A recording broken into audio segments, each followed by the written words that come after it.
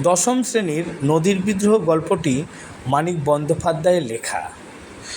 এই গল্পের একটা গুরুত্বপূর্ণ প্রশ্ন, নদীর বিদ্রোহ গল্পটির নামকরণের সার্থকতা আলোচনা করো, যা মাধ্যমিকে আসার সম্ভাবনা থাকতে পারে। এখানে কোনো নামকরণ সাধারণত চরিত্রকেন্দ্রিক হয়ে থাকে, ঘটনাকেন্দ্রিক ও ব্যঞ্জনাধর্মী হয়ে থাকে। এখানেও তেমনি একটা চরিত্রকেন্দ্রিক বা কাউকে কেন্দ্র করে গড়ে উঠেছে। প্রখ্যাত কথা সাহিত্যিক মানিক বন্দ্যোপাধ্যায় এই গল্পে দুটি চরিত্র দেখেছে, একটা নদের চাঁদ যেটা মুখ্য চরিত্র, আর একটি তার সহকারী, খুব গৌণ। এছাড়া আরও একটি জড় চরিত্র আছে যেটা নদী হিসেবে চিহ্নিত করা হয়ে থাকে। সেই চরিত্রটি এতটাই গুরুত্বপূর্ণ যেন মানব চরিত্রের মতনই সে আচরণ পেয়েছে এই গল্পে। এখানে যন্ত্র সভ্যতা কীভাবে তার নিজেরই ধ্বংসের পথ প্রশস্ত করেছে, নদের চাঁদের ট্র্যাজিক মৃত্যু যেন হয়ে উঠেছে তারই পরিচায়ক। আজকের এই যান্ত্রিক আধুনিক সভ্যতায় এক সাধারণ মানুষের মৃত্যু হয়েছে মানুষের তৈরি যন্ত্র দানবের হাতেই। এ যেন প্রকৃতির এক আশ্চর্য প্রতিশোধ। এই গল্পের প্রতীকী ও ব্যঞ্জনাধর্মী নামকরণ সম্পূর্ণ যুক্তিযুক্ত এবং সার্থক হয়েছে। তাই মানিক বন্দ্যোপাধ্যায়ের এই গল্পটিকে নামকরণ যথার্থকভাবে সর্বসম্মতভাবে গৃহীত হয়েছে। এই গল্পটি খুব সুন্দর এবং সার্থক রূপ ধারণ করেছে। তোমরা লেখো। নদীর বিদ্রোহ মানিক বন্দ্যোপাধ্যায়ের লেখা।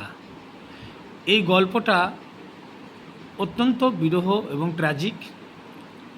এই গল্পের যে গুরুত্বপূর্ণ প্রশ্নটা সেটা হচ্ছে গিয়ে নদীর বিদ্রোহ গল্পটির নামকরণের সার্থকতা আলোচনা করো। এই প্রশ্নটা মাধ্যমিক পরীক্ষায় আসার সম্ভাবনা আছে, তোমরা লিখে নিতে পারো। উত্তরটা বলছি, নামকরণের নানা রীতি। ইংরেজি সাহিত্যের বিখ্যাত কবি ও নাট্যকার উইলিয়াম শেক্সপিয়ার বলেছিলেন, what's in a name that you call a rose by any other name would smell as sweet. নামকরণের জন্য নির্দিষ্ট কোনো রীতি প্রচলিত না থাকলেও নামকরণ সাধারণত চরিত্রকেন্দ্রিক, ঘটনাকেন্দ্রিক ও ব্যঞ্জনাধর্মী হয়ে থাকে। পরের পয়েন্টটা লেখো। গল্পের সারসংক্ষেপটা খুব অল্প করেই বলছি এবং খুব সংক্ষেপেই বলছি, উত্তরটা সেইভাবেই লিখবে যেভাবে লেখা আছে। প্রখ্যাত কথা সাহিত্যিক মানিক বন্দ্যোপাধ্যায়ের নদীর বিদ্রোহ গল্পে চরিত্র মাত্র দুটি, এক নদের চাঁদ, দুই তার সহকারী। যদিও সহকারীটা খুব অল্প পরিমাণে আছে। এবার দেখো, লেখো, নদের চাঁদ হলো এ গল্পের মুখ্য চরিত্র, কিন্তু আরও একটি চরিত্র এখানে জড়ো হওয়া সত্ত্বেও মানব চরিত্রের মতোই গুরুত্বপূর্ণ হয়ে উঠেছে। সে হলো নদী। মনুষ্য জাতি নিজের স্বার্থ সিদ্ধির উদ্দেশ্যে প্রাচীনকাল থেকে প্রকৃতিকে কাজে লাগাচ্ছে। প্রকৃতির নিষ্পাপ সারল্য হরণ করেছে, নিজের প্রয়োজনে তাকে কলুষিত করেছে, নিষ্কলুষ তরঙ্গিনীর ওপর বাঁধ নির্মাণ করেছে, তার বুক চিরে ব্রিজ বানিয়েছে।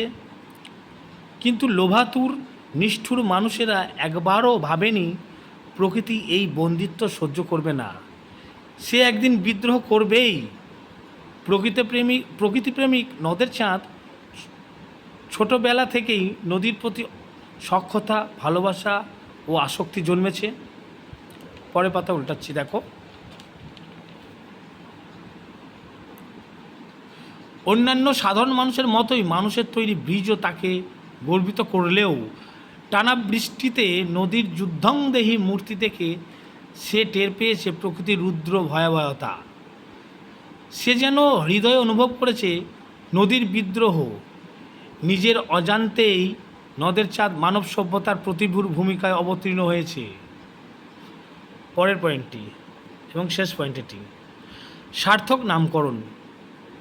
যন্ত্র সভ্যতা কীভাবে তার নিজেরই ধ্বংসের পথ প্রশস্ত করেছে, নদের চাঁদের ট্র্যাজিক মৃত্যু যেন হয়ে উঠেছে তারই পরিচায়ক। আজকের এই যান্ত্রিক আধুনিক সভ্যতায় এক সাধারণ মানুষের মৃত্যু হয়েছে মানুষের তৈরি যন্ত্র দানবেরই হাতেই। এ যেন প্রকৃতির এক আশ্চর্য প্রতিশোধ।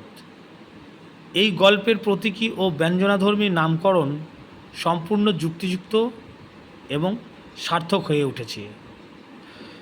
অত্যন্ত গুরুত্বপূর্ণ প্রশ্নের উত্তরটা, যদি কারোর কোনো অসুবিধা হয় আবার আমাকে বলবে, কমেন্ট করবে, আমি পুনরায় আবার তোমাদেরকে বলে শোনাবো এবং এই পোস্টটি আবার করব। আমি একবার পুরোটা আস্তে আস্তে করে দেখিয়ে দিচ্ছি, তোমরা দেখে নাও, যেখানে অসুবিধা হচ্ছে আবার পজ করে লিখে নাও। আমার তো ক্যামেরা নেই ভালো, তাই ফোনের মাধ্যমে করতে হচ্ছে, দেখে নিও। এটা প্রথম থেকে আবার দেখে নাও। নদীর বিদ্রোহ নামটা, প্রশ্নটা নদীর বিদ্রোহ গল্পটির নামকরণের সার্থকতা আলোচনা করো। প্রথম পয়েন্টে নামকরণের নানা রীতি,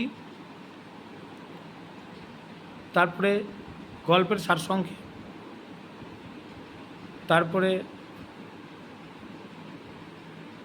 এটা এ পর্যন্ত হলো। তারপরে দেখো